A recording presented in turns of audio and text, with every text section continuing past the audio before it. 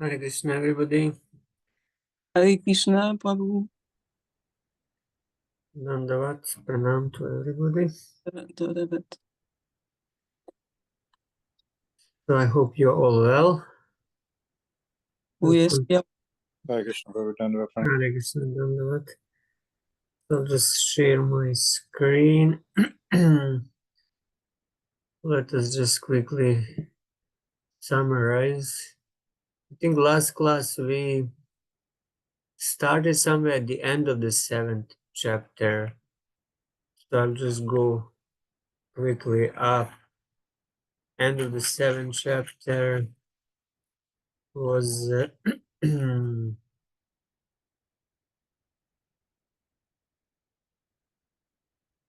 yes, somewhere here, this last part of shlokas 48 to 55, where Prahlad Maharaj urges his schoolmates to take to bhakti.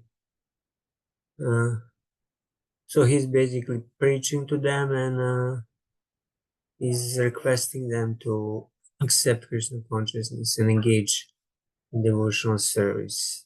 That was the last part of the chapter 7, and then we proceeded with the chapter 8 and covered think nine shlokas there. Again, going through this Bhagavat Subodhini by Gauranga Darshan Prabhu, where he summarizes nicely shloka by shloka. So here we have in first 13 shlokas, we witness the conversation between Prahlad Maharaj and Hiranyakashipu. The chapter of this The title of this chapter is Lord Nrsimhadev slays the kings of the demons. So this is the chapter where Lord Nrsimhadev is going to appear. So in the first 6 shlokas is described how Prahlad Maharaj's classmates, they became devotees and engaged in practicing Krishna consciousness. And somehow that came back to Hiranyakashipu through to the teachers and then Amarka. And then Hiranyakashipu, being very angry, he heavily rebuked Prahlad and asked him what is the source of his strength, who is giving you strength. And then now in these shlokas that we are going to read, Prahlad Maharaj answers to this question, saying that the Lord is the source of his strength and everybody's strength. And he's requesting Prahlad, he's requesting his father to take his shelter also. Okay, Om Namo Bhagavate Vasudevaya, Om Namo Bhagavate Vasudevaya, Om Namo Bhagavate Vasudevaya, Om Agyanati Sakinanjana Chakshura Shri Shri Krishna Chaitanya Prabhu Nityananda Shri Advaita Gadadhar Shivasani Hare Krishna, Krishna Krishna Hare Hare Rama, Hare Rama, Rama Rama, Hare Hare. So, Shloka 10, I'll start reading. Dasyon Purasha na Vijitya Lumpato Manyanta Ekesva Jitadisho Dasha Jitatmano Gyasya Samasya Dehinam Sadosva Moha Prabhava Kuttapare. So in former times, there are many fools like you. So he's telling him directly that he is a fool. Let me just check the Sanskrit. Is it really, or is it Prabhupada's little descriptive translation? Samuha Prabhava. Yeah, I don't see anything. Lumpato, one who is stealing, is there. Dasyum, plunderers. Yeah, I don't see anything of fools. In former times, there are many fools like you who did not conquer the 6 enemies. They steal away the wealth of body. These fools were very proud, thinking, I have conquered all enemies in all 10 directions. But if a person is victorious over the six enemies and is equiposed toward all living entities, for him there are no enemies. Enemies are merely imagined by one in ignorance. Purport by His Divine Grace Srila Prabhupada. In this material world, everyone thinks that he has conquered his enemies, not understanding that his enemies are his uncontrolled mind and five senses. Manashastanindriyani prakritistani karshate. This is from Bhagavad Gita 15th chapter. In this material world, everyone has become a servant of the senses. Originally, everyone is a servant of Krishna, but in ignorance one forgets this, and thus one is engaged in the service of Maya through lusty desires, anger, greed, illusion, madness, and jealousy. Everyone is actually dependent on the reactions of material laws, but still one thinks himself independent and thinks that he has conquered all directions. In conclusion, one who thinks that he has many enemies is an ignorant man, whereas one who is in Krishna consciousness knows that there are no enemies but those within oneself, the uncontrolled mind and senses. And Vishwacharya Thakur, foolish persons like you cannot conquering the six plunderers who steal everything are situated with you. Think that they have conquered the 10 directions by themselves. Where are the enemies? Hare, for the wise person who has conquered the mind and thus conquered the six plunderers. Why would he have enemies? He has none, because enemies are created by one's illusions. Well, we live in a world of dualities where we think in terms of good and bad, friends and enemies. If you just look at the situation in the world nowadays, the inimical countries and friendly countries, and they fight with each other. Same is within one country. There are one party, political party, another inimical political party, and same thing we find even on a smaller scale, and even within one family. Somebody is friendly with somebody and feels animosity towards somebody else. This is all due to identification with the body and the mind, and having uncontrolled mind and the senses. So here it's clearly said that these uncontrolled senses and kama, krodha, moha, mada, and matsarya, anger, greed, illusion, madness, and jealousy, they are real enemies. So once we conquer them, we will have no enemies, and we will be friend to everybody. Yeah, this is our duty, to conquer the inner enemies, not to go outside and kill the demons, especially in the age of Kali. All right, anybody would like to Prabhu? reading? Yes, Mataji. Yeah, just now the verse you said we had to conquer the six enemies. And my question is, how can we know somebody has already conquered the six enemies? Is there any symptoms? Symptom of the one who has conquered. Yeah, conquer the six, all the Mhm. six enemies.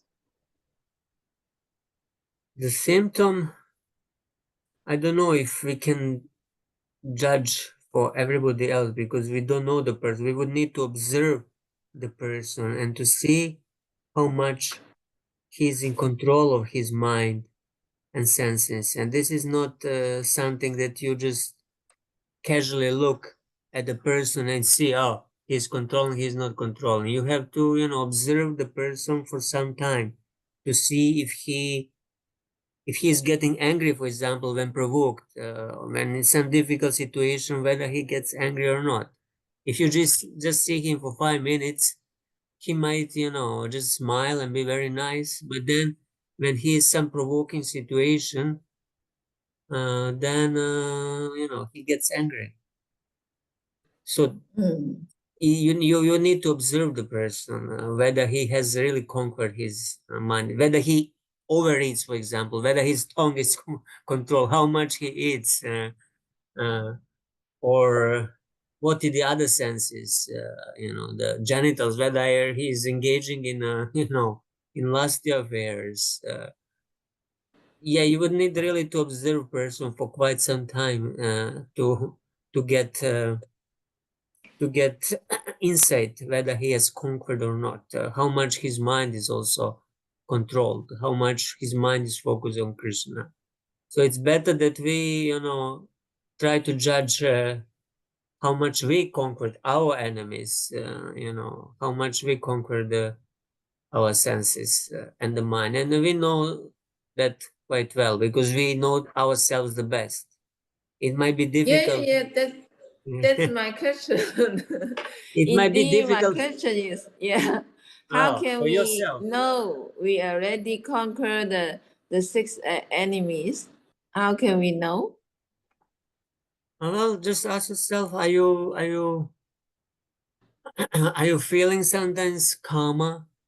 Last, are you feeling sometimes krodha? Does it, your best, the best, whether you get angry, whether you get greedy, whether you, commit mistakes by being under illusion, uh, whether whether your mind is firmly absorbing Krishna or is just wandering here and there, whether you feel sometimes a little envious or jealous of others if they, if they have more than you or they are better in something. You have to be a little introspective and observe yourself, your actions during the day. Are your senses really controlled when you chant your japa? Is your mind firmly, absorbing the holy name, or thinks and goes here and there, and then after some time you remember, oh, I should be chanting, I should be listening the holy name. How much taste we have for Krishna, to hear about Krishna, to chant about Krishna. All these are the symptoms how much we have conquered. If we really don't have much taste, for hearing and chanting about Krishna and remembering Krishna, that means we have not conquered. We are still run by our own mind. Who is tossing us here and there, left and right, and we are not even conscious whether the mind is controlling us or we are controlling the mind. The mind fully under control means mind completely absorbing Krishna. If it's not, that means it's not under control. And if the mind is not under control, other senses also will be difficult, to control. I mean, you can by force, restrict yourself from getting angry externally, but still anger might appear internally in your mind, uh, or you might become greedy or lusty or this or that. So just a little self uh, introspection, self observation. Just in the evening we look what we did during our day, how much uh, we were engaging in service of Krishna, how much we were just engaged in service of the mind, uh, thinking about this and that, doing this and that. So on this Yeah, basis, yeah. Prabhu, one more thing that you see, we will meet some difficulties in our path toward uh, the Mm-hmm. self-realization, and then sometimes we had to judge the difficulties uh, or some, how to say, some circumstances sent by Maya or just the law. Mm-hmm. Uh, so how to how to judge correctly that is not Maya, that this is sent by the law. Yeah, I'm not sure whether I understand exactly what you mean, because it will depend on particular circumstances. How can I tell you in general? Some difficult, so you put in some difficult circumstances, you want to say, and then how to judge whether these difficult circumstances are sent by Maya or by Lord. Yeah, Well, yeah, you can assume that Maya and Lord uh, work together. So whether it's Maya or the Lord, it is the Lord, because Maya is the energy of the Lord. So depending, so you can know for sure it's, if it's happening to you, it's as it is sanctioned by the Lord, even if it's not directly sent by Him. It's sanctioned by Him, and it's with His knowledge. So for example, who was it? Gorgi Shodas Babaji Maharaj, when the children were throwing stones at him, he would immediately complain to Krishna, Krishna, why are you doing this to me? This is just, mm, small children. So we can, just assume that Maya and the Lord, that they are working in, together. It's not that Lord is separate and the Maya is doing something independently from him.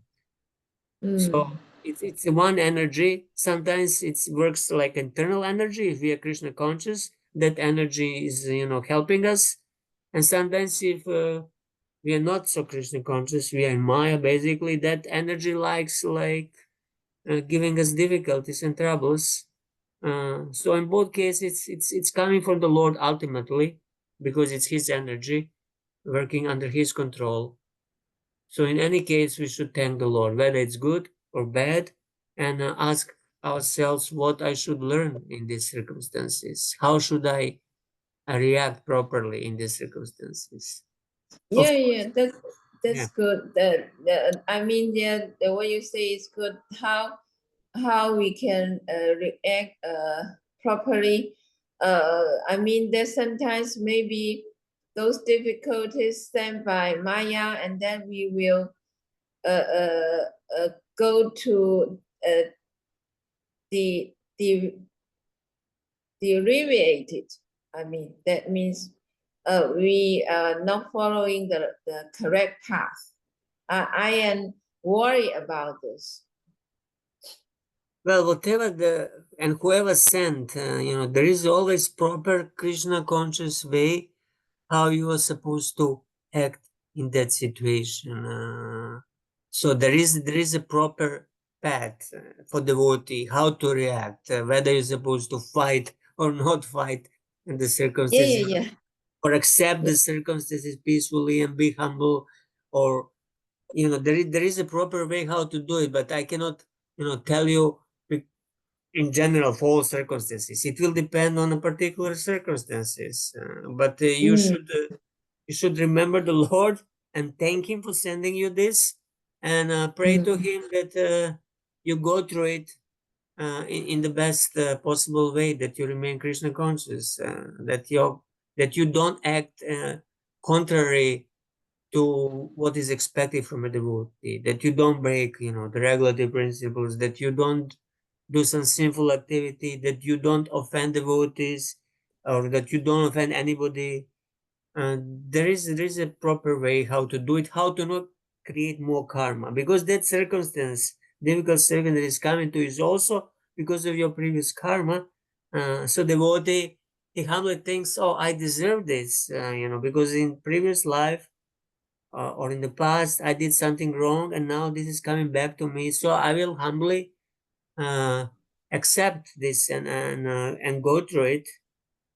But those who do not have faith in God, they will say, "Oh, why is this coming upon me? It's injustice." So they will protest, they will rebel. basically, because they don't have faith that this is coming from from Daiva, from the Lord.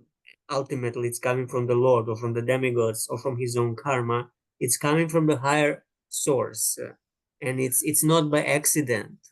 So there must be a good reason.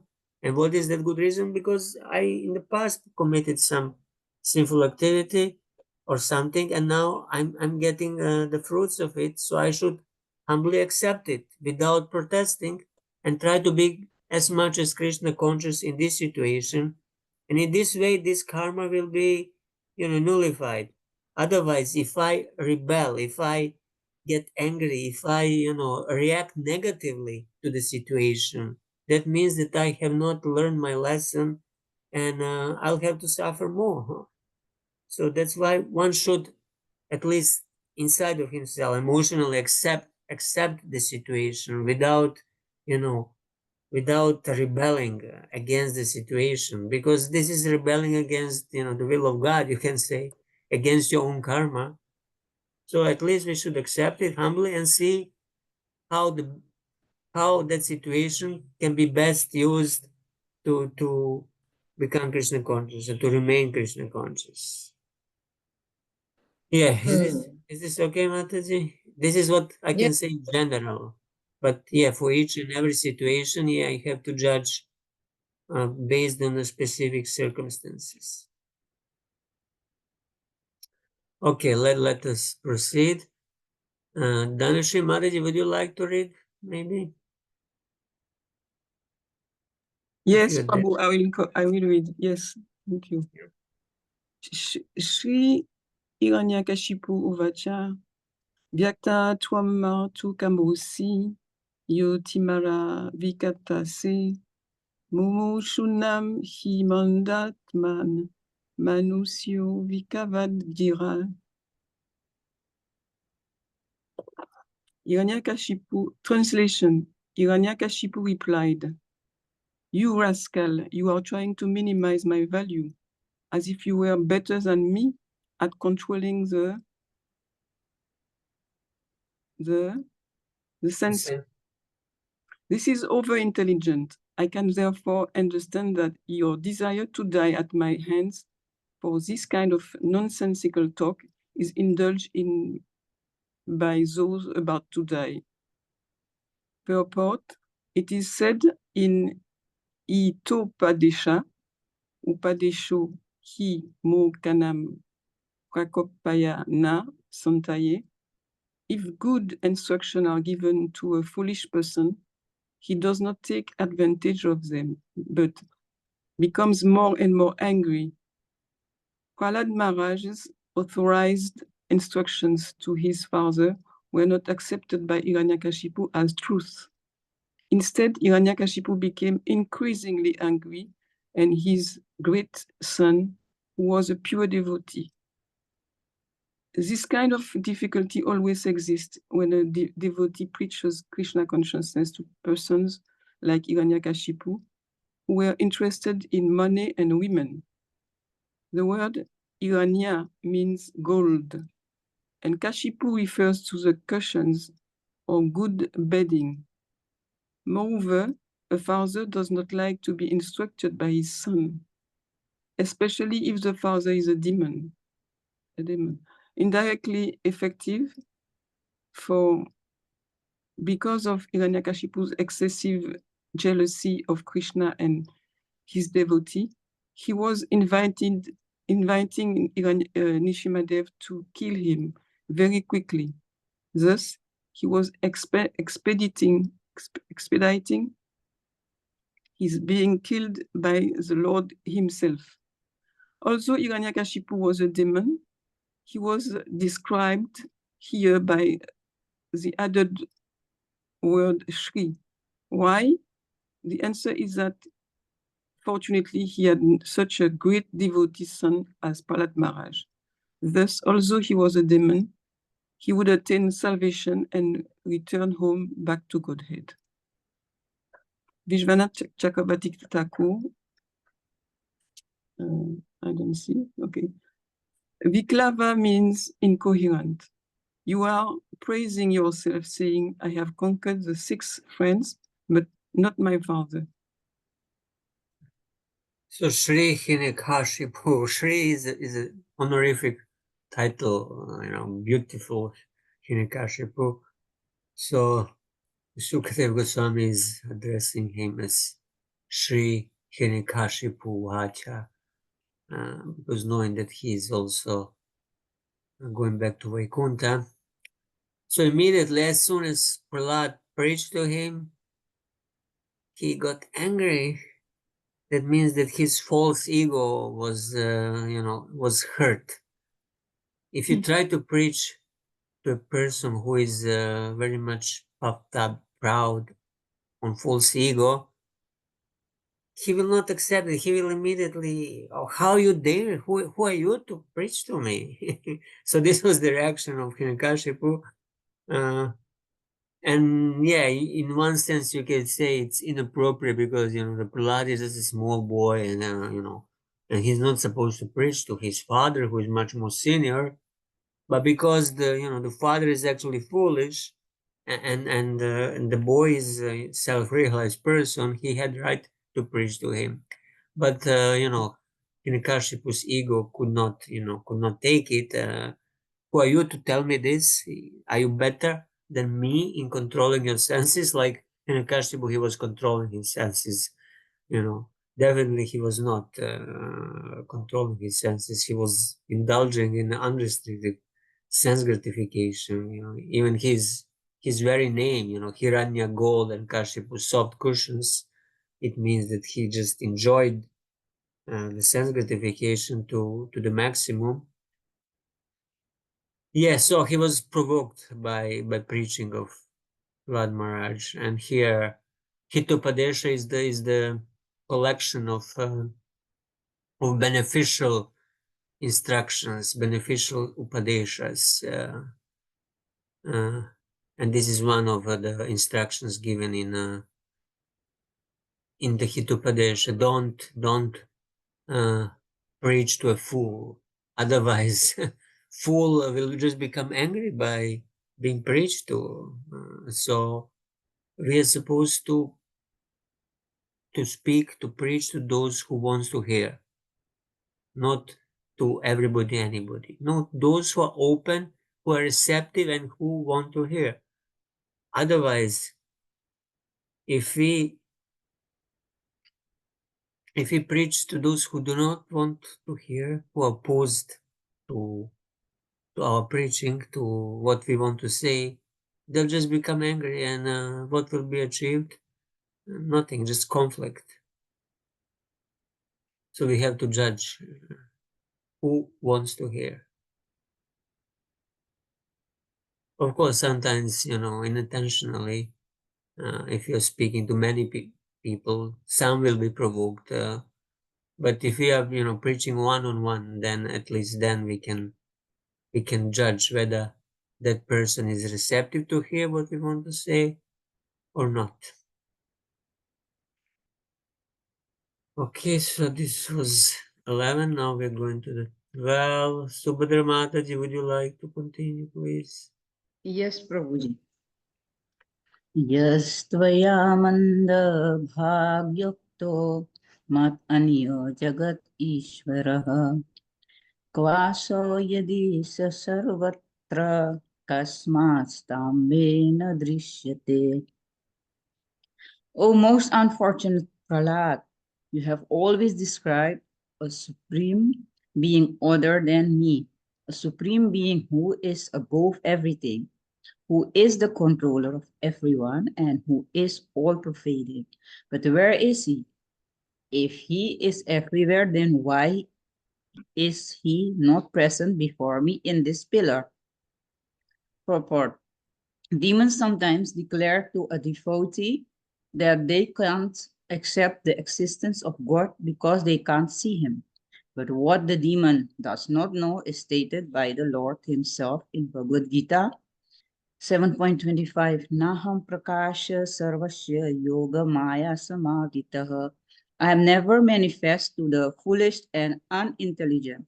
For them I am covered by yoga maya. The Lord is open to being seen by devotees, but non-devotees can't see him.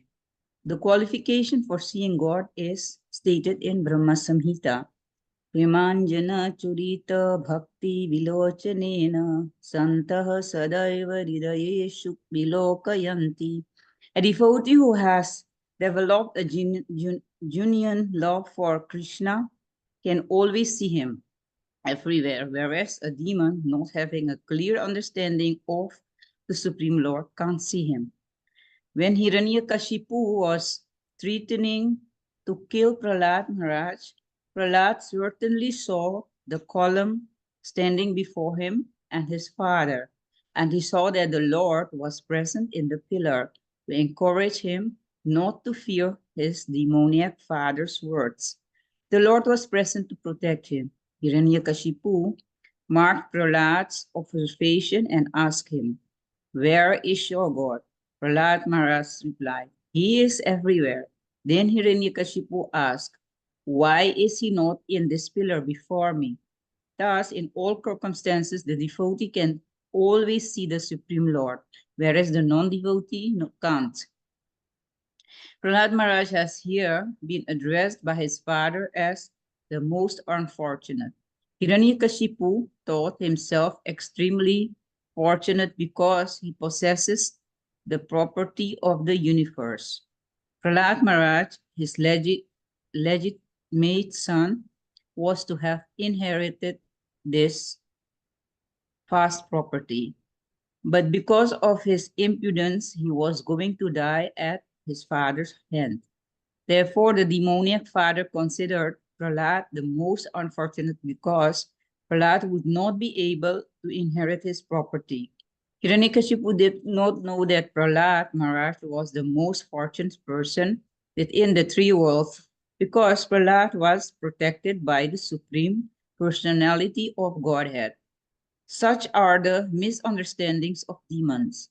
They do not know that a devotee is protected by the Lord in all circumstances. Konteya prati janinihi name bhaktaha pranasyati in Bhagavad Gita 9:31. Vishwanath Chakravarti Thakur. You are most unfortunate because you have given up the wealth of the universe, which is mine. Because you are my son, you are the higher. If the Lord exists, where is he? Prahlad Maharaj says, he is everywhere. Why is he not in the pillar? Prahlad, seeing the proof, speaks, I see him in the pillar. So yeah, Prahlad was supposed to inherit the property of his father Hiranyakashipu, but because he was disobedient, Hiranyakashipu wanted to disown him, and I don't know if he survived, whom he would give the. Perhaps he had other children. It's not mentioned whether Prahlad had some brothers or sisters.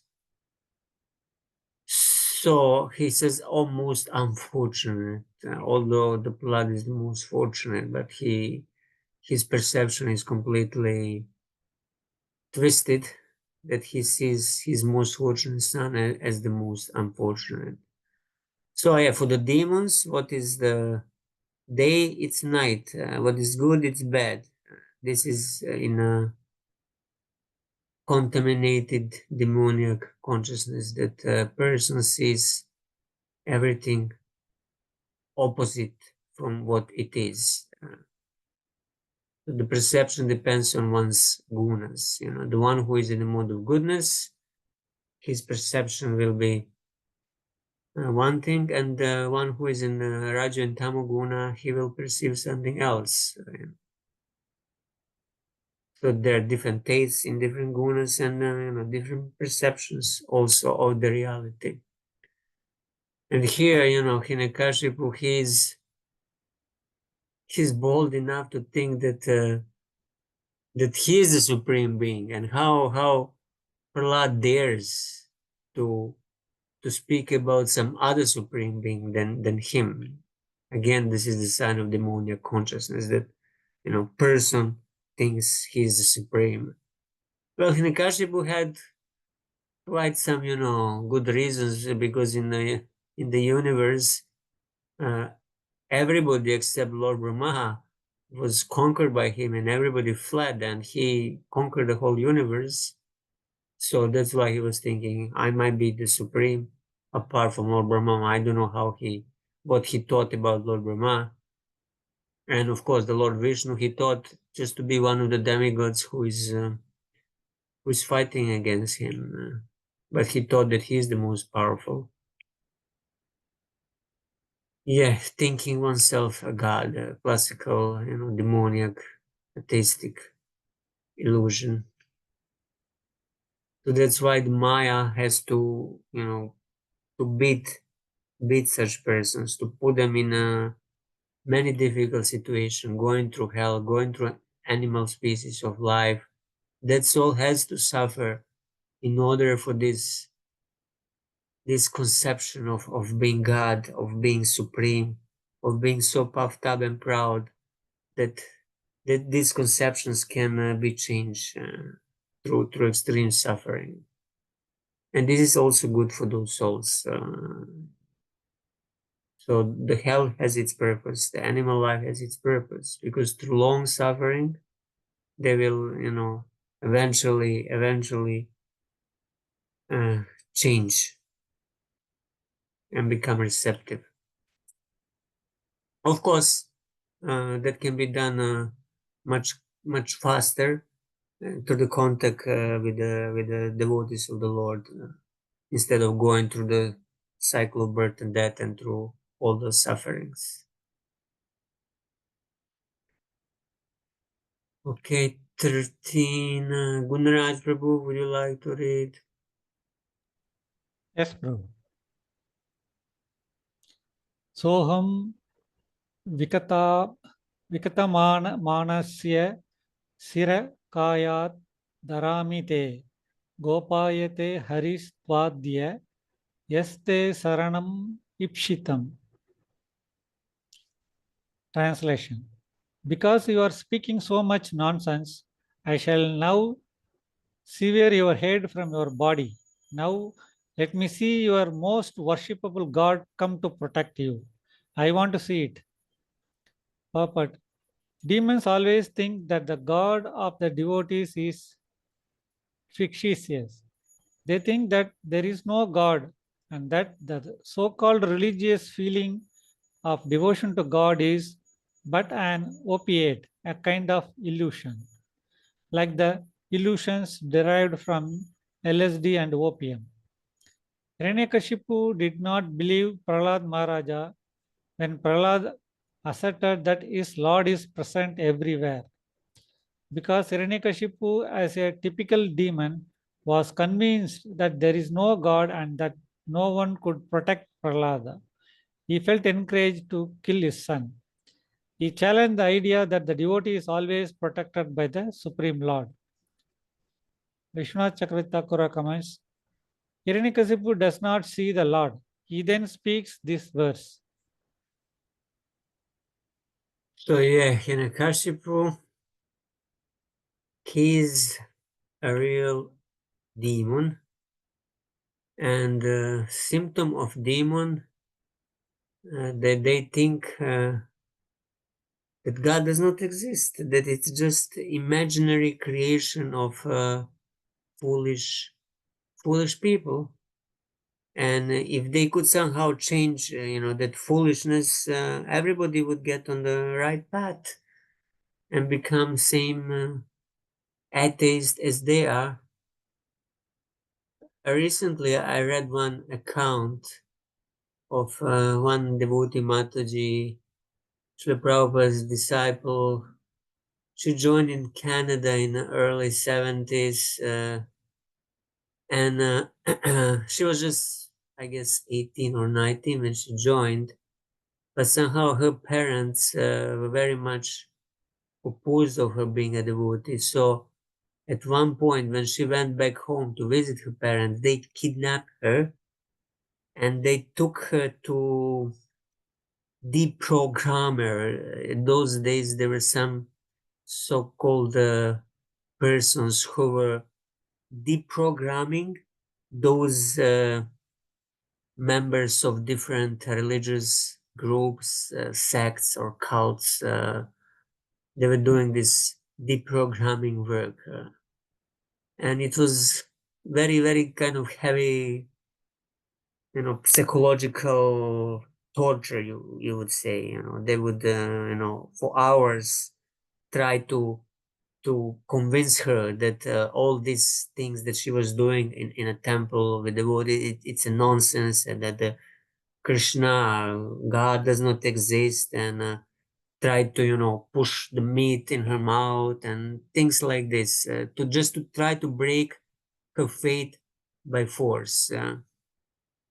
But devotees in the temple I think it was Vancouver in Canada, somehow they got to know that she was kidnapped, and they were thinking how to save her, and it's a very long story.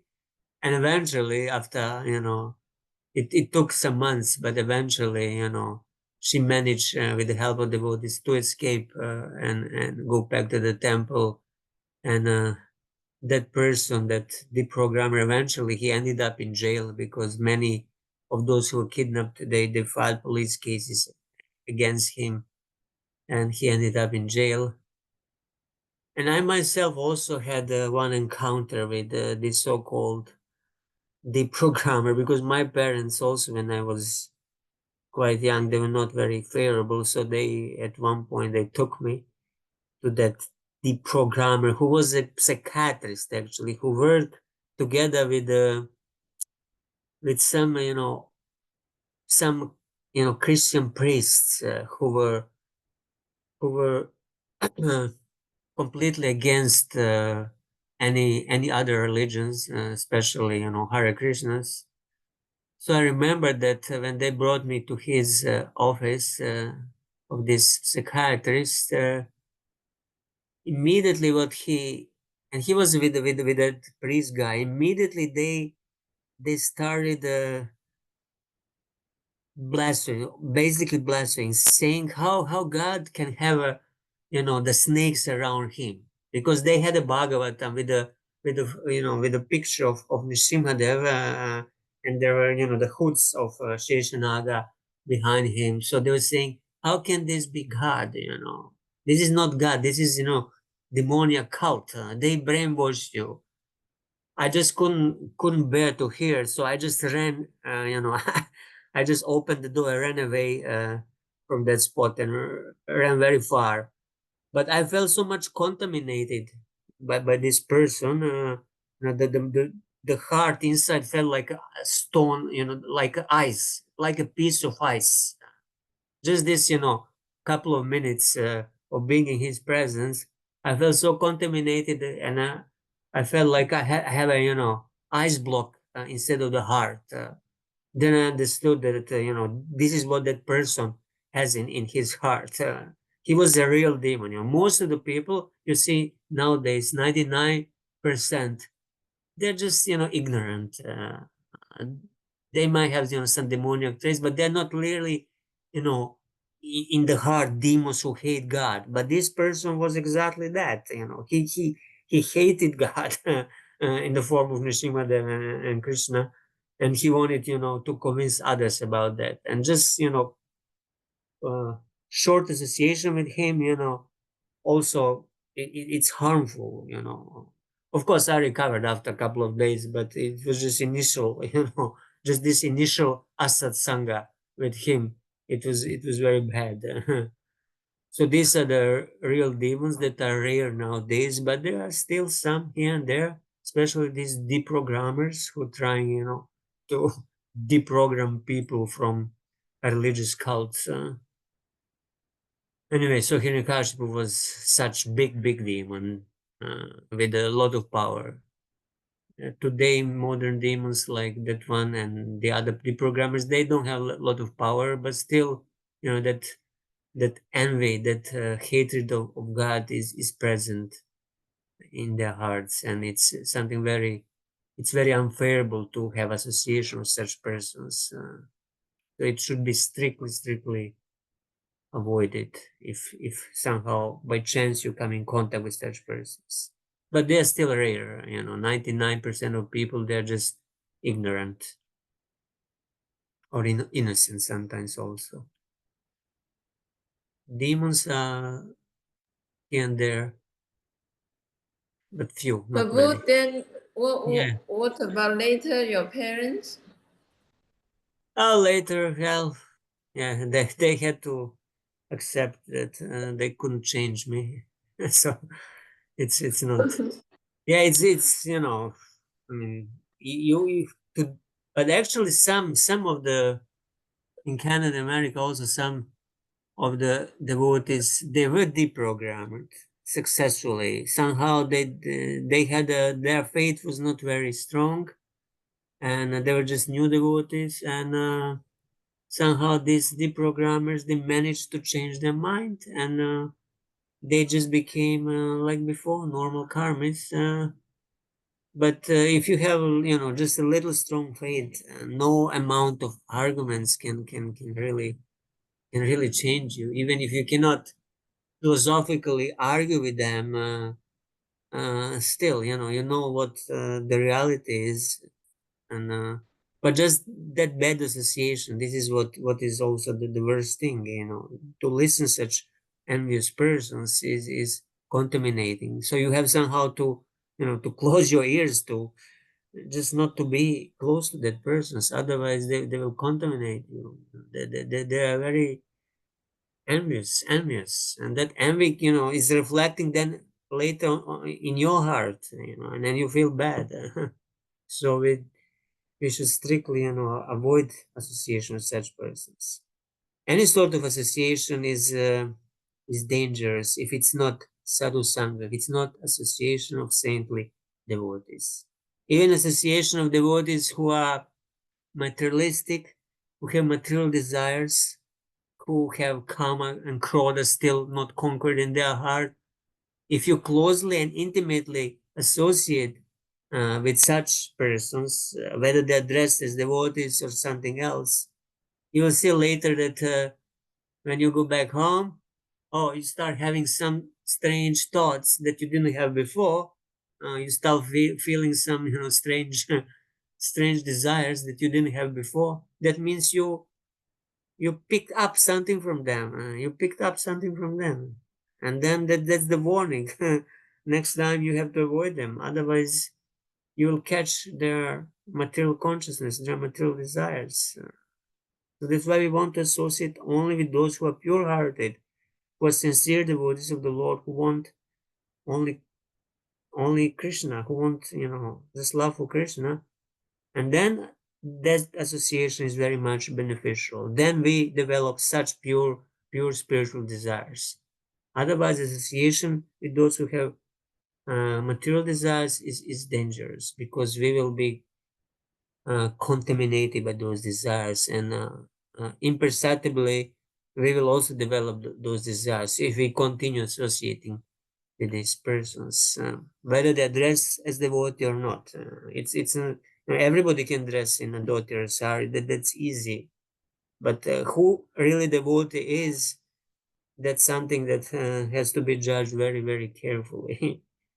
Not just by external experience, but by consciousness, by activities, by behavior, by all these things. Okay, so we are here at the sloka 14. Who is there? Yeah. Prabhu, Yes. you see that a bad association. Just now you say will sometimes if you have a bad association after you go home and you have some special feeling, yeah.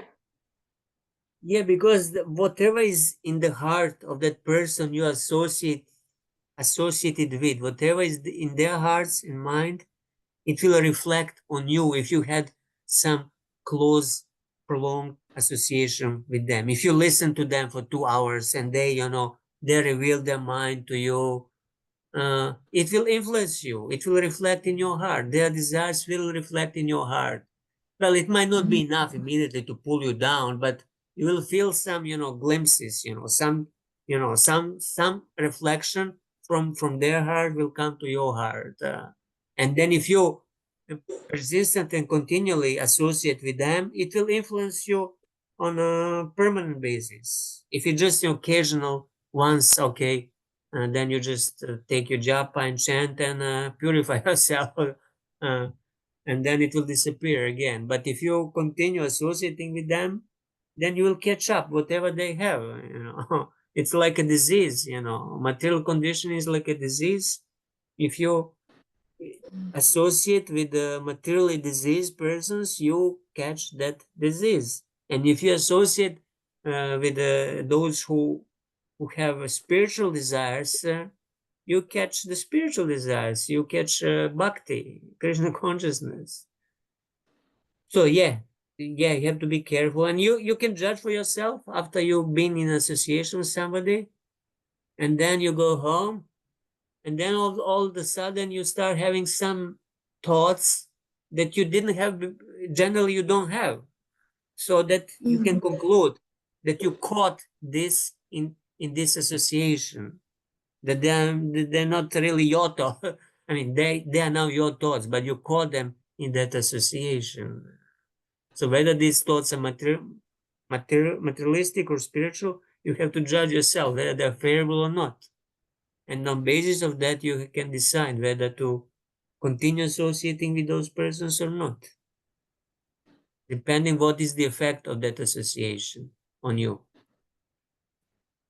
Is it okay, Mataji? Yeah, very good. Thank you. Would you like to continue reading? Yeah, okay. 7.814. Evan to ra te mu adayan rusha sutan maha pakavatan mahasuraha ka gan priyo patito varasanat Stanpantata Dati Balaswa Mustitna. Translation.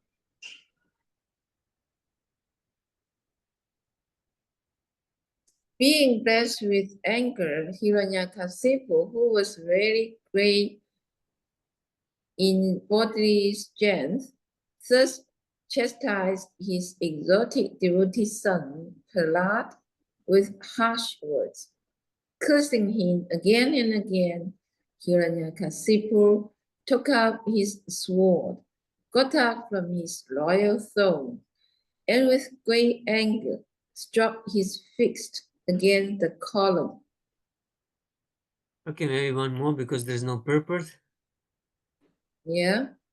Yeah. Tadeva tasmin ninado tp sano Babuva Yenam the Kataham Asputtat Yam Veswa Tins Ni Yo Pagatam Chaja Daya Her Shrotaswa Tanma Tyayam Mani Ray. Translation.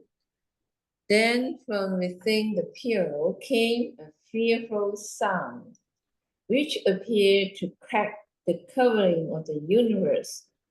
Oh, my dear Yudhishthira, this sound reached even the abodes of the demigods like Lord Brahma. And when the demigods heard it, they thought, oh, no, our planets are being destroyed. Purport.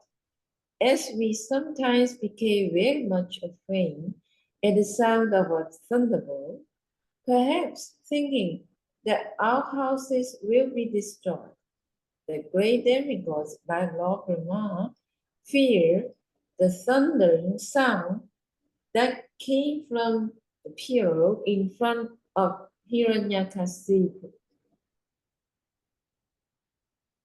Vishwanath Chakravarti Thakur. The sound appeared to crack the universe. Hearing that sound, the devotees thought that their abodes were being destroyed. Atyayam. Yes, so the sound was so powerful, much more than thunder that we know of, that even the demigods, they thought everything is destroyed. I cannot even imagine such a powerful and fearful sound. All right, so the Shailesh Prabhu, would you like to read?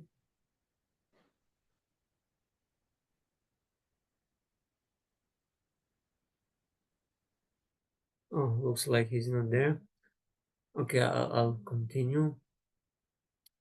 So Sorry, Prabhu, I won't be able to read. Sorry, I messaged you earlier. Okay, I didn't see, no problem. So Vikraman Putra Adepsur Ojasa Nishamya Nirhradam Apurvam Adbhutam Antasabhayam Nandadarsha Tat Padam Vitatrasurhina Surari Yuttapa. Translation. By showing his extraordinary prowess, Hiranyakashipu, who desired to kill his own son, heard that wonderful, tumultuous sound which had never before been heard. Upon hearing the sound, the other leaders of the demons were afraid. None of them could find the origin of that sound in the assembly. Purport. In Bhagavad Gita, Krishna explains himself by saying, Rasoham apsu kaunteya prabhasmi shashi suryayo pranava sarva vedishu shabda ke parusham rishu. O son of Kunti Arjuna, I am the taste of water, the light of the sun and the moon, the syllable Om in the Vedic mantras. I am the sound in ether and ability in man. Here the Lord exhibited his presence everywhere by the tumultuous sound in the sky, Shabdake. The tumultuous thundering sound was proof of the Lord's presence. The demons like Hiranyakashipu could now realize the supreme ruling power of the Lord, and thus Hiranyakashipu became afraid. However powerful a man may be, he always fears the sound of a thunderbolt. Similarly, Hiranyakashipu and all the demons who were his associates were extremely afraid because of the presence of the Supreme Lord in the form of sound, although they could not trace out the source of the sound. And Srila Vishnu Thakur says they could not see the source of that sound. So Shabda, the sound, is the origin of all creation. Even in the Bible, they say in the beginning there was a word.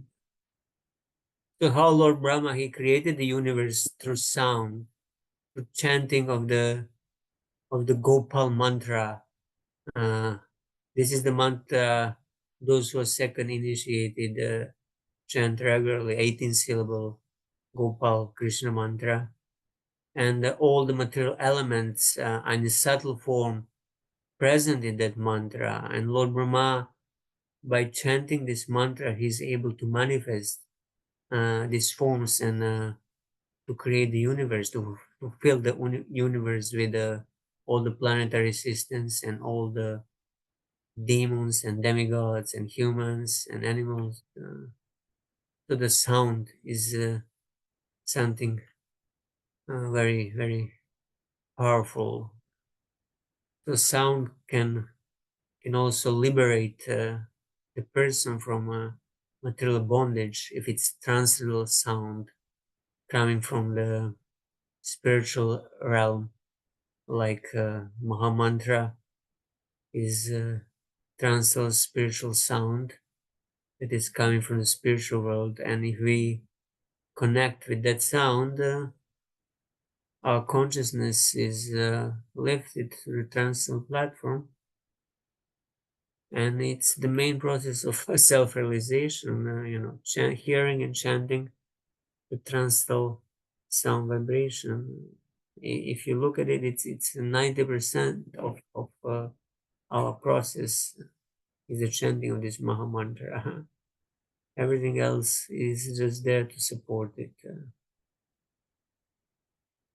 So yeah, Shabda. What else I wanted to say here? The motion sound. Yet we want to hear the transcendental sound, and transcendental sound is vibrated by those who on the transcendental platform. So if you ever listened, probably you must have listened to Prabhupada class.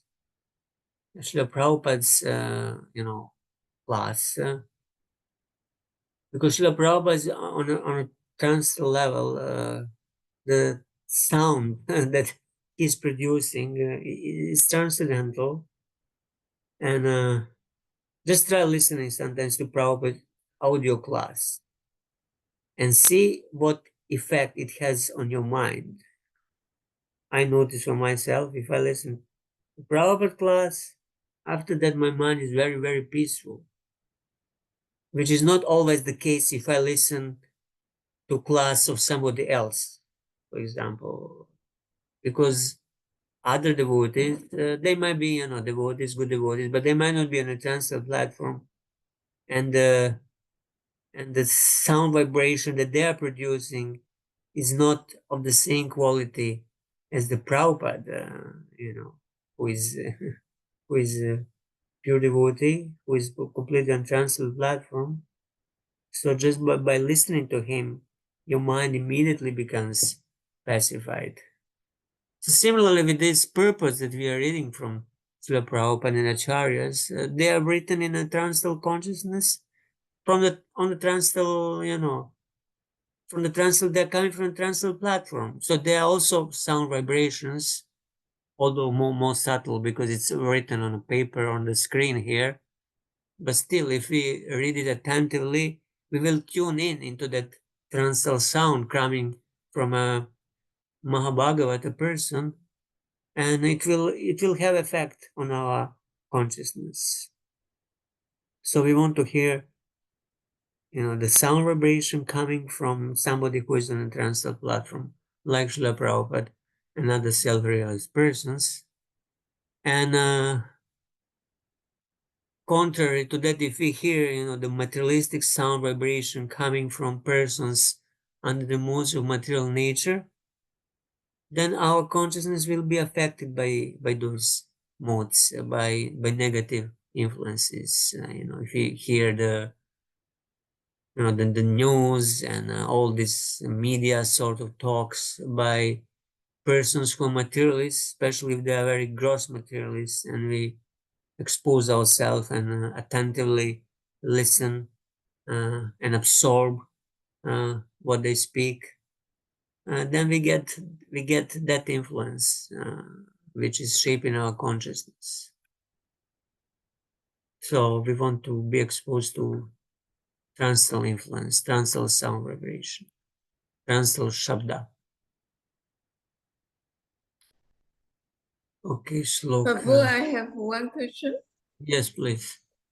Yeah, what about you just now you say that the vibration of sound vibration of Srila Prabhupada. So do you describe some more details about what is the transcendental sound vibration? So sorry, can you repeat? I couldn't hear. What is the chance? What is transcendental vibration? Uh-huh. Transcendental vibration is any sound vibration chanted or spoken by those who are on the transcendental platform, by those who are on the spiritual platform.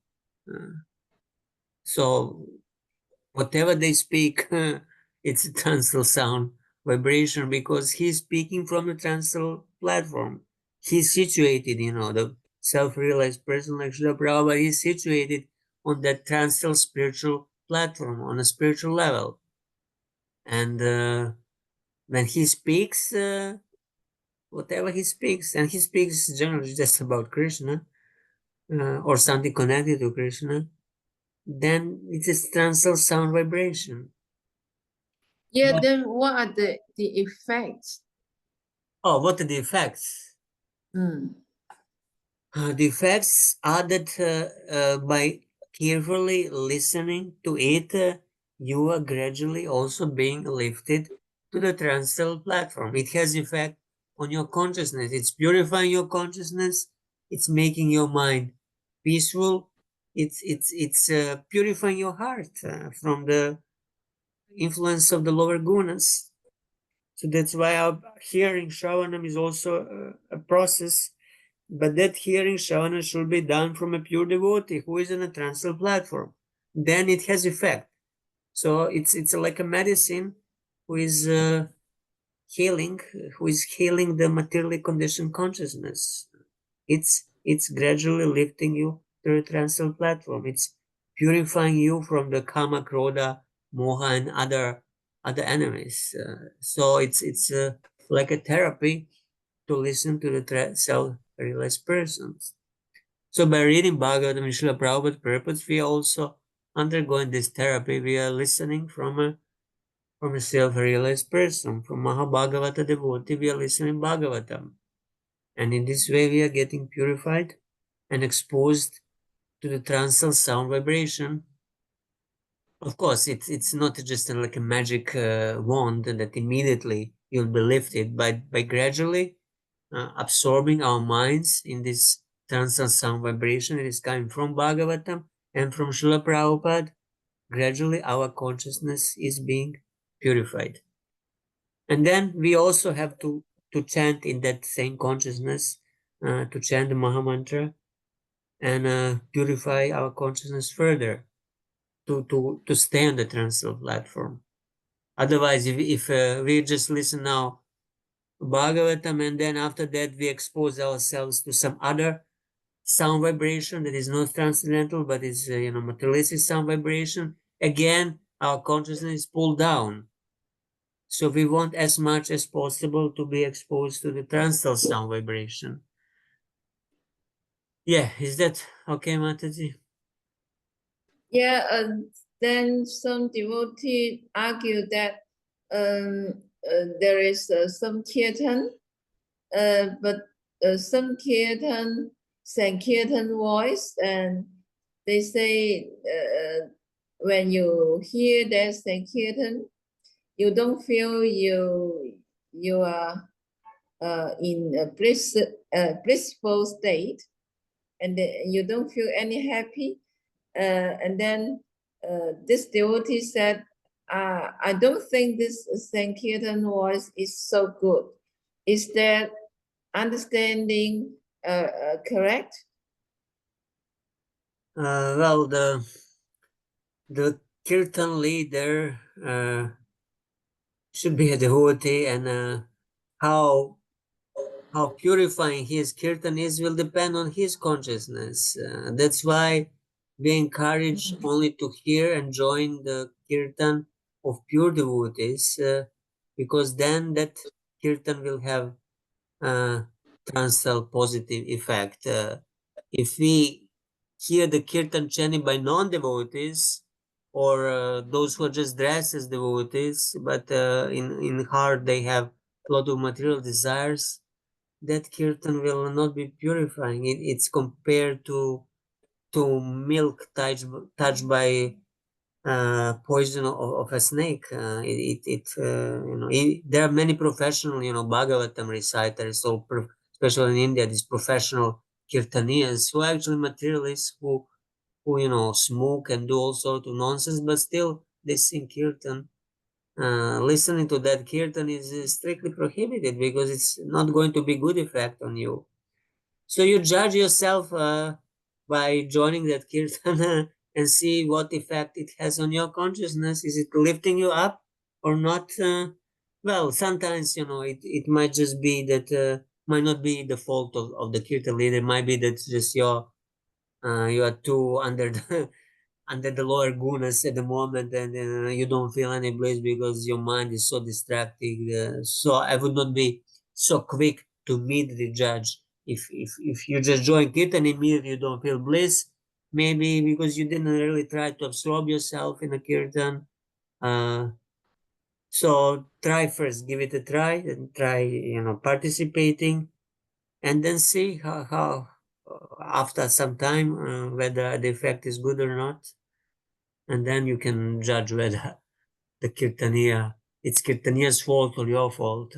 Both have to be there actually. Kirtaniya has to be sincere devotee, and the one who is participating also, he has to be sincere and invest some energy to participate in that kirtan. So both sides have to be there, the listener, the speaker, and the listener. Same thing applies for Bhagavatam, hearing the Bhagavatam.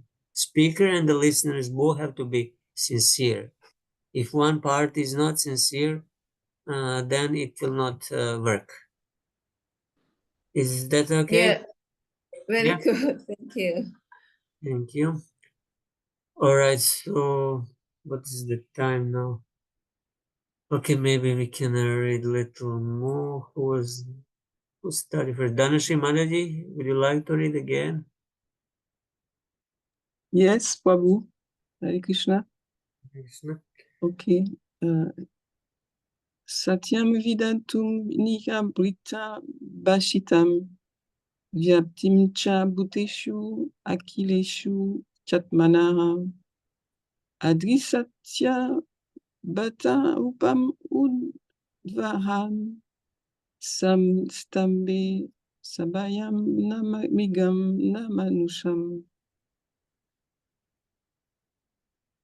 To prove that the statement of his servant Prahlad Maharaj was substantial, in other words, to prove that the Supreme Lord is present everywhere, even within the pillar of an assembly hall, the Supreme Personality of Godhead Hari exhibited a wonderful form never before seen. The form was neither that of a man nor that of a lion. Thus, the Lord appeared in his wonderful form in the assembly hall. When Hiranyakashipu asked purport, when Hiranyakashipu asked Prahlad Maharaj, "Where is your Lord? Is he present in this pillar?" Prahlad Maharaj fearlessly replied, "Yes, my Lord is present everywhere." Therefore, to convince Hiranyakashipu that the statement of Prahlad Maharaj was unmistakably true, the Lord appeared from the pillar. The Lord appeared as a half lion and half man, so that Hiranyakashipu could not understand whether the great giant was a lion or a human being. To substantiate Prahlad's statement, the Lord proved that his devotee, as declared in Bhagavad Gita, is never vanquished. Kunteya Prajani Name Bhaktaha Pranashyati. Bhagavad Gita 9.31. Prahlad Maharaj's demoniac father had repeatedly threatened to kill Prahlad, but Prahlad was confident that he could not be killed, since he was protected by the Supreme Lord. By appearing from the pillar, the Lord encouraged his devotee, saying, in effect, "Don't worry, I am present here." By manifesting his form as Nishimadev, the Lord also preserved the truth of Lord Brahma's promise that Hiranyakashipu was not to be killed by any animal or any man. The Lord appeared in the form that could not be said to be fully a man or a lion. Vishwanath Chakravarti Thakur. Prahlad had said that the Lord was present in the pillar. To prove those words of his servant true, to make that truth visible, the Lord appeared.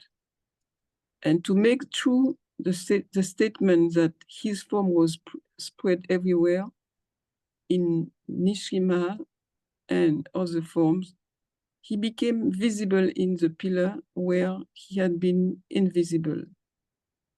He took a form in the assembly, which was not related to animal forms, nor was it a human form.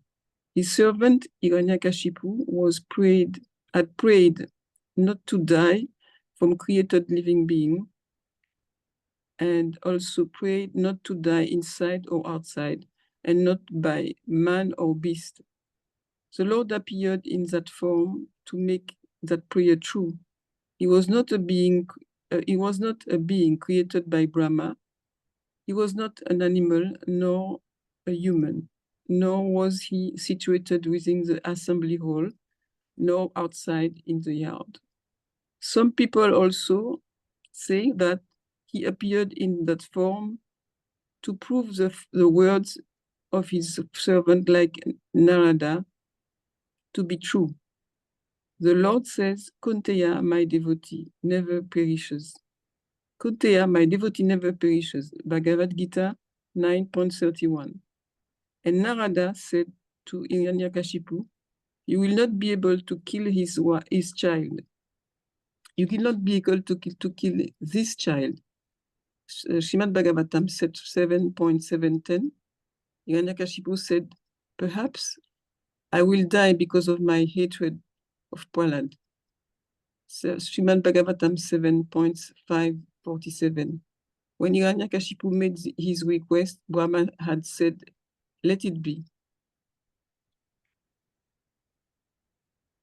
Okay, so here the Lord is appearing, and Prahlad was confident that he cannot be healed. The Lord promised, Kante agar vijani na me bhakta pranasya. Prahlad had a firm conviction that the Lord will protect him in all circumstances. This is one of the signs of Sharanagati, of surrender, So we have to have faith that Lord will protect us in order to surrender. Surrender, actually, Sharanagati is entrance to Bhakti. We have to become surrender souls, and then only we can engage in pure devotional service. Otherwise, if we are not surrendered, we don't have faith that Lord will maintain us, that Lord will protect us, that He will take care of all our needs, then we will try to make our own arrangements and we will act independently. So we might still be performing some bhakti, but it will not be, pure bhakti of the devotee who is fully dependent on the Lord, who has fully surrendered. So the Lord appeared to make the statement of Prahlad Maharaj true, and also to make the statement of Narada Muni true. Yeah, and the form was very, very wonderful. When Hiranyakashipu saw him, he couldn't really at first tell what is this. Is it animal or demigod or this? He just couldn't fathom who is this. And he somehow didn't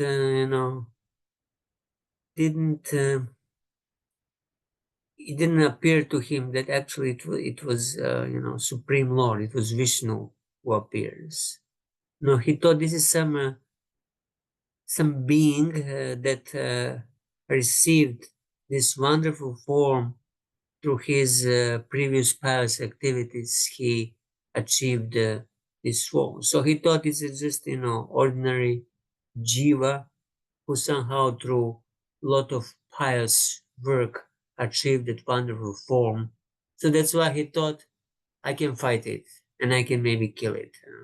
If he thought that this form that he saw was Vishnu, that that form was God, then he would not have courage to fight. If he thought that that form was a supreme Lord, supremely powerful person, Ishwara, controller, then he would not dare to fight. But because he was thinking, it's just another person who is powerful, I'm also powerful, he's also powerful, so let's see who is going to win. So he thought the Lord is on his level and he can match him. All right, 18. So was there Shanti Rupa Mataji? स सत्त्वमेनं परितो विपश्यन् स्तम्भस्य मध्यादनुनिर्जिहानम् नायं मृगो नापि नरो विचित्रम् अहो किमेतन्मृगेन्द्ररूपम्. While Hiranyakashipu looked all around to find the source of the sound, that wonderful form of the Lord, which could not be ascertained to be either a man or a lion, emerged from the pillar. In amazement, Hiranyakashipu wondered, what is this creature that is half man and half lion? Purport. A demon cannot calculate the unlimited potency of the Supreme Lord. As stated in the Vedas, Parasya Shaktir Vividhaiva Shriyate Swabhaviki Jnana Bala Kriyacha. Chaitanya Chaitamrita Madhya 13.65 purport. The different potencies of the Lord are always working as an automatic exhibition of his knowledge. For a demon, it is certainly wonderful that the form of a lion and the form of a man can be united, since a demon has no experience of the inconceivable power for which the Supreme Lord is called all-powerful. Demons cannot understand the omnipotence of the Lord. They simply compare the Lord to one of them. Avajanante Mamuda Manushim Tanum Ashritam. Bhagavad Gita 9.11. Mudas, rascals, think that Krishna is an ordinary human being who appears for the benefit of other human beings. Param Bhavam Ajananta. Fools, rascals, and demons cannot realize the supreme potency of the Lord, but he can do anything and everything. Indeed, he can do whatever he likes. When Hiranyakashipu received benedictions from the Lord Brahma, he thought that he was safe, since he received the benediction that he would not be killed either by an animal or by a human being. He never thought that an animal and human being would be combined, so that demons like him would be puzzled by such a form. This is the meaning of Supreme Personality of Godhead's omnipotency. Vishwanath Chakravarti Thakur. Looking all around the pillar at the being emerging from the pillar, he thought, verb is missing, what is it? Yeah, he was quite perplexed because nobody ever saw that form previously. Today, we know all the animal species. So when we see some animal, okay, we know this is that. But sometimes, some new species might be found, and then the scientists, they have to figure out what it is, the bird species or something. There are some species of animals that existed before in the past, like dinosaurs, but they're not present anymore, at least on this planet. But or Timingila fish, which is described in the scriptures. It's such a huge fish that could swallow the whale. The whales, they are huge, but it was Timingila fish. It was much, much, much bigger, that it could just swallow a whale in one gulp. So we cannot imagine what kind of creatures it is. But the form that Lord assumed, it's something extraordinary, that it cannot be compared to anything else. And this is this omnipotence of the Supreme Lord, Rasya Shakti, the variegated energies Hare of the Krishna, Lord. Prabhu. Yes, I would like to ask a question. please, This please. we have heard about the dinosaurs of the past, and now they are not here. But from the scriptures, we know that whatever we might not see here may be manifest in some other universe or planet or something like that. So it may not be manifest here, but it can be in other uh, universe or something like that. Yes, correct.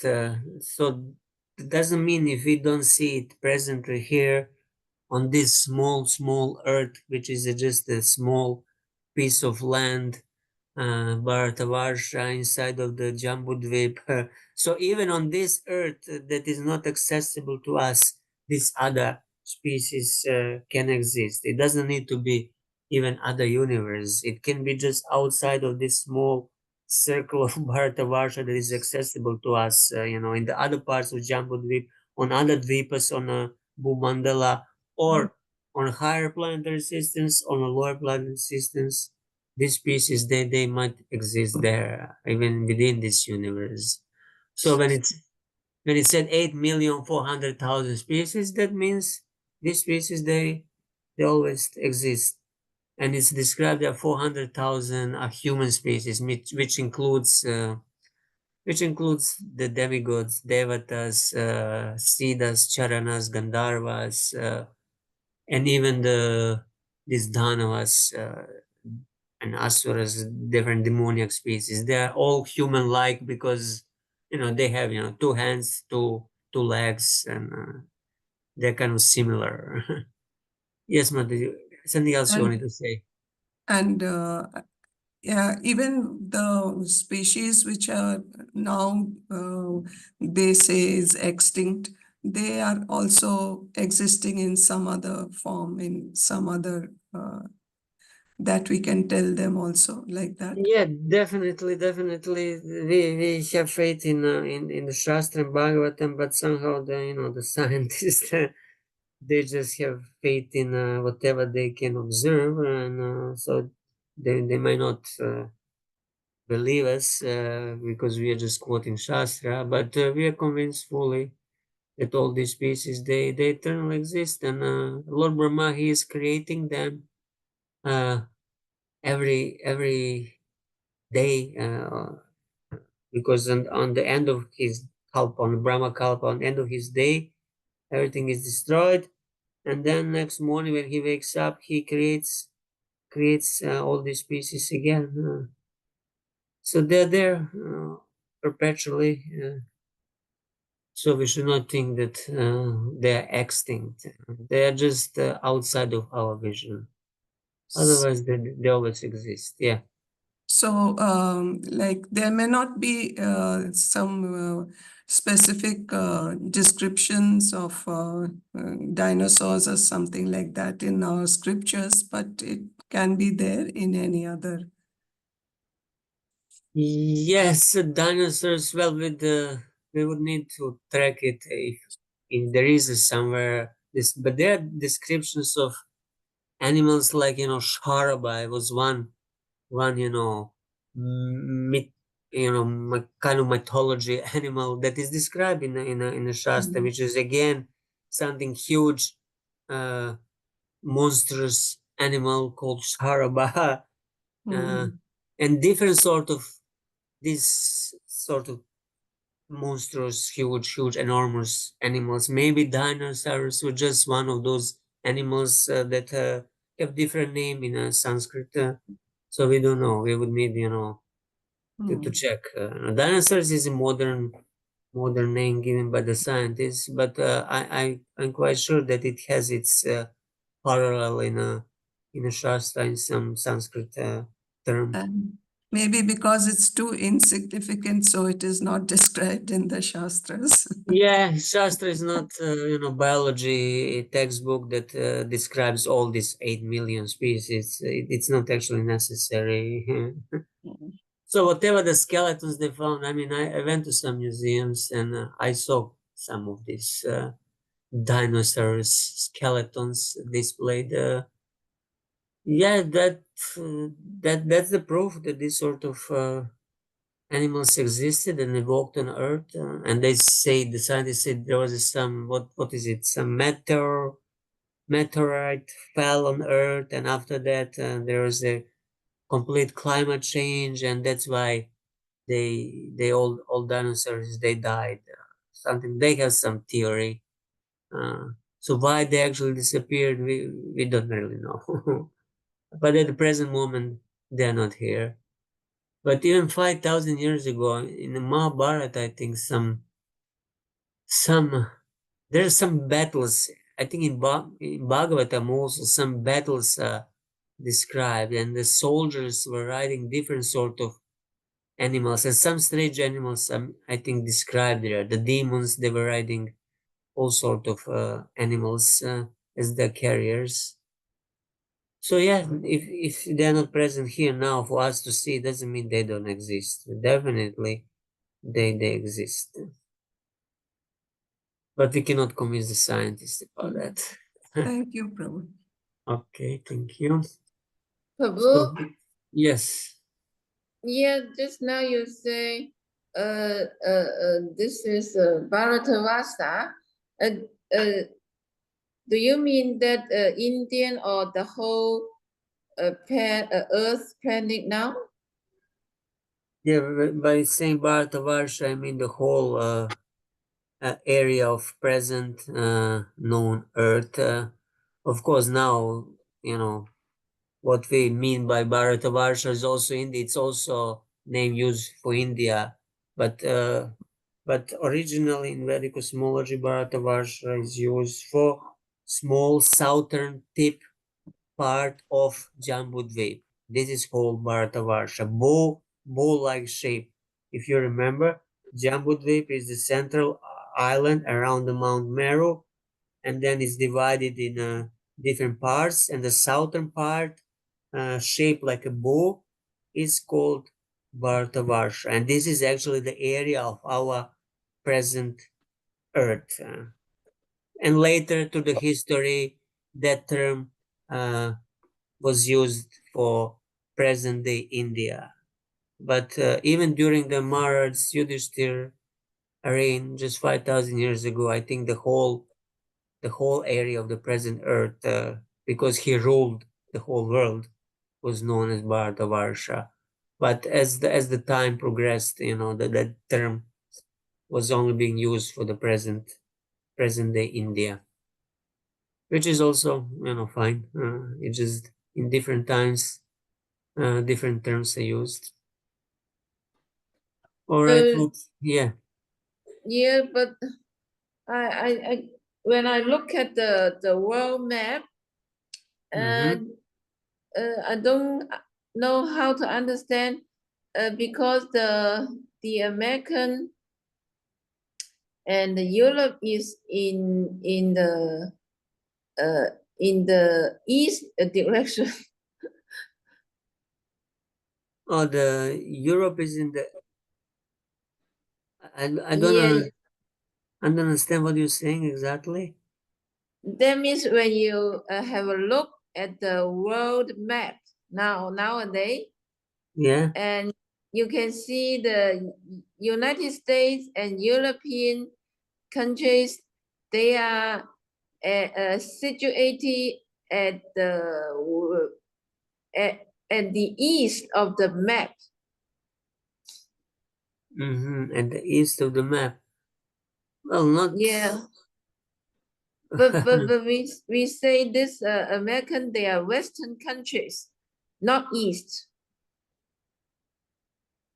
I don't know I how. suppose it depends on where you're standing when you're looking at the map, isn't it? Yeah. The Well, world is circular, so it depends on which side you're looking at. Yeah. yes. So we take, take Greenwich, which is going, passing through the London. That's, the zero meridian, and then everything that is west from Greenwich is west. And America is in the west.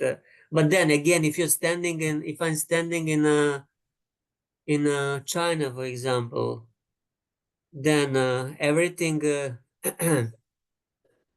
Japan is east on the east from China, and Russia is in the west, and then north is the North Pole, and south of China is India and the other South Asian countries. So it's, as Shailesh Prabhu said, it depends on where you are, what is your perspective. So yeah, I think geography, you have to a little bit look at it. Of course, if I'm standing in Australia and I can say, oh, uh, the America, then if I'm standing in Australia, then for me, America would be in the east, and India would be in the west, and yeah, like this. But generally, Bharatavarsha, present day India, is where the Maharaj Yudhishthir had his capital, Hastinapur, and I think this is the central point that we want to orient ourselves from. So west from India are Western countries, and Yeah. and in that Okay. sense, in that sense, India and China is all east. Japan is in the east, and it also not only geographically. We say also the Australia is a Western country because Western civilization is there, because the Europeans came and then they inhabited Australia, and it's a Western civilization brought by Westerners. So that's why it's a Western country in that sense. And America is also inhabited by Europeans, and it's a Western, not only geographically. Uh, yeah, in Prabhupada's Pranam Mantra, we have Paschina. How is it? Namaste Saraswati Devi Gauravani Pracharini Visheshunyani Paschatya Desha Tarine. He Yeah, yeah. delivers the Western countries. Because he went to the West. He didn't go towards the East. And later he made many circles around the globe. But at first he went to America. He went to the West from India. Mm. Although he Thank could, you very much. yeah, he could have gone actually in the opposite direction from India over the Pacific, which would be it would be longer way. He could have gone in east direction to reach, Mm. California, for example. But no, he went the other direction over the Europe by boat. Mm. All right, there's just a little more time left. Maybe let me read this quickly. This one shloka. It's a lot of Sanskrit here. मीमांसामानस्य समुदितो ग्रातो नृसिंहरूपस्तदलां भयानकं प्रतापचमिकारचन्दलोचनां स्फुरात् शतकेशर जृम्बिताननं करलदंष्ट्रं करभालचञ्चला क्षुरन्थजीवं भृगुति मुखोल्बानं स्तब्धोर्ध्वकार्णं गिरिकन्धरोद्भुता यत्तस्य नासं हनुभेदभीषणं दिवि स्पृशत्कायम् अदीर्घपीवर ग्रीवोर्वक्षस्थलम् अल्पमाद्यमां चन्द्रांशुगोरैश्चूरितं तनुरुहैर् Vishwag Bujhanika Shatam Nakaya Yudam Durasadam Sarvanije Tarayudha Raveka Vidravita Daitya Danavam. We have an elaborate description here. And Kashyap studied the form of the Lord, trying to decide who the form of Nrsimhadev standing before him was. The Lord's form was extremely fearsome because of his angry eyes, which resembled molten gold, his shining mane, which expanded at the measures of his fearful face, his deadly teeth, his razor-sharp tongue, which moved about like a dueling sword. His ears were erect and motionless, and his nostrils and gaping mouth appeared like caves of a mountain. His jaws parted fearfully, and his entire body touched the sky. His neck was very short and thick, his chest broad, his waist thin, and the hairs on his body as white as the rays of the moon. His arms, which resembled the flanks of soldiers, spread in all directions as he killed the demons, rogues, and atheists with his conch shell disc, club, lotus, and other natural weapons. Srila Prabhupada doesn't comment here, but Srila Vishnu Thakur does. So Nrsimha appeared before Hiranyakashipu while he was considering that extremely terrifying form. His fearsome nature is described in 3 verses. Chamikara means gold, Shatakeshara means his mane, Aravala is a knife. He was fierce because of his face with its frown. He was frightening because of the opening of his lower cheeks, jaw. He had a short, thick neck, broad chest, and thin waist. His hair was white like a moonlight. He had hundreds of arms in all directions, with nails similar to weapons. His normal weapons were the chakra and the club. He had others as well, such as thunderbolt. Because of these weapons, the demons fled. So see, he has a white mane. Lord Nrsimhadev is a white man. Our Nrsimhadev, Ugra Nrsimhadev here in Mayapur, he's in black stone. So it's, but yeah, he has that silver mane around. And hundreds of arms is described here, not just 4 like Lord Vishnu. So the form that appeared, it's called Stamba Nrisimha, the form that just appeared in from the pillar, and it's considered very fierce form. And there are certain rules for worship of this form, and there is another form called Ugra Nrsimha. This is the form of the Lord that just killed Hiranyakashipu. After he killed him, he is still very angry. So both Stamba Nrsimha and Ugra Nrsimha forms, they're very fierce. So the Lord's mood is extreme anger, and that's why the worship of these fierce forms is more strict than the worship of the Lord when he's peaceful and when he's with the Mother Lakshmi. You've seen the pictures of the Lord when he's pacified and peaceful. Then he's smiling, and then the worship of the Ugra Nrsimhadev and Stava Nrsimhadev is generally not recommended for everybody, only for strict, brahmacharis and sannyasis. The standards are higher, and not everybody should worship such fierce forms, because small mistake can cause, some unwanted reactions. I heard some, devotees who worshipped Ugra Nrsimhadev Shilas, and then they were a little maybe negligent, this or that, and then the whole house burned, and or some other accident happened. So if one is worshipping these forms, he has to be very, very, punctual, very strict, very, fixed up. It cannot be just some casual home worship. That's why it's not recommending for everybody. The peaceful, the Shanta Nrsimha or Yoga Nrsimha, there is a Lord Nrsimhadev in a yogi position. There are many actually different forms in South India. You can find all these different Nrsimhadev forms.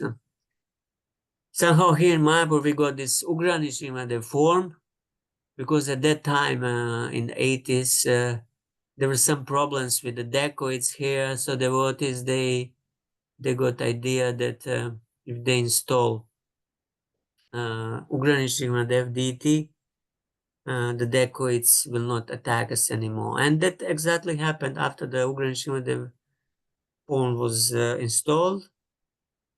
These attacks they stopped. But it's also described because this Ugra Nrsimhadev form resides here in the Mayapur Dham, where the Chaitanya Mahaprabhu is the most magnanimous and most merciful incarnation, that he also assumes his mood. He assumes the mood of Chaitanya Mahaprabhu Gauranga. That's why he's very actually approachable and merciful. He's not as fierce as he would be in some other place in South India, in Ahovalam or somewhere else. So that's why Mayapur Ugra Nrsimhadev is quite approachable and merciful towards devotees, and many devotees they go to him with all sort of problems to help them for sickness, this and that. So many problems he has to hear daily, and he's very merciful because his mood is actually Audarya, magnanimity of Chaitanya Mahaprabhu. Okay, is there any final comments or questions? I would like to stop here now because Yeah, Prabhu. yes. Yeah, what about we worship Marcus Rishinha at home, at our home? You worship him how, in the form of photo or what? Photo. Yeah, photo Is is it, always fine. is it Yeah, okay? yeah, it's okay. It's completely fine, and the photo, of course, doesn't require the same the same standards of worship as the deity. So yeah, you can have it. You can have him on your altar and do puja to him together with other deities you have. No Yeah. problem. Puja together with Lord Gauranga and Nityananda and Radha Madhava. Yeah, perfect. Just have him not directly to Radharani, Radha Madhava, but more on the side of Gauranga, because Radharani is a little kind of timid there, so it should be on the other side of the altar, not exactly to Radha and Krishna. Yeah, it's fine to worship him like that, but I would not, get myself, Ugra Nrsimhadev deity or Ugra Nrsimhadev Shilas, because I know some devotees who had this Ugra Shilas, and they say, these Shilas are very hot. Actually, if you just touch them, they feel hot. That's the mood of Ugra Nrsimhadev. Because he just killed Hiranyakashipu, or Stamba Nrsimha. He just appeared from a pillar, so he's very angry and he's looking whom he's going to kill. So that's very intense mood. And then worship of such a form is exemption. One should be very very careful how he worships him, because for small mistakes he can get big reactions, and we don't want that. Okay. Yeah, that's why. Yeah, they were warning devotees when they were taking this Lord Nrsimhadev to Mayapur. It's a long story. Atma Tattva Prabhu he wrote big article. I think you can still find it somewhere internet, and Yeah. it's actually described that even some fire was somewhere caused by that Nrsimhadev, while he was waiting to be picked up by devotees from Mayapur. Well, once he came to Mayapur, somehow he cooled down, and he's now quite peaceful. And we are happy with that. All right, so thank you all very much. I'll see you next Wednesday, unless there is some holiday. I didn't look. Is there any? It's a Kartik now, but I hope the next Wednesday is just a normal day. Yeah, I think it should be okay. Thank you all very much. Jai Shri Prabhupada. Hare Krishna. Vansikalpatirubhisya kripa sindhu evacha patitanam pavanebhyo Vaishnavebhyo. Thank you, Prabhu. Hare Thank you. Hare Krishna. Thank Hare you Krishna. very much. Krishna. Hare Krishna. Thank you. Krishna.